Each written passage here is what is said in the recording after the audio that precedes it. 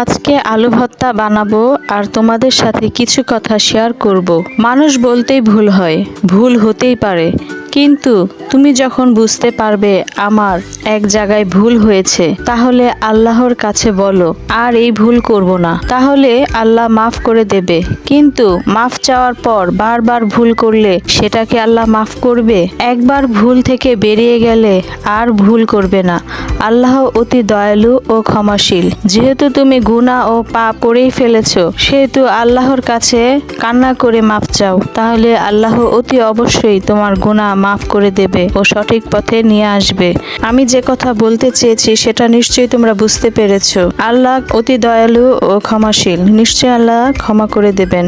এই দেখো, তোমাদের সাথে কথা বলতে বলতে আমার আলু ভর্তাও তৈরি হয়ে গেছে। দেখো তো কি সুন্দর হয়েছে আলু ভর্তা। বন্ধুরা, আমার ভিডিও যদি তোমাদের ভালো লেগে থাকে তাহলে অবশ্যই লাইক, কমেন্ট, শেয়ার করবে আর আমাকে সাপোর্ট করবে।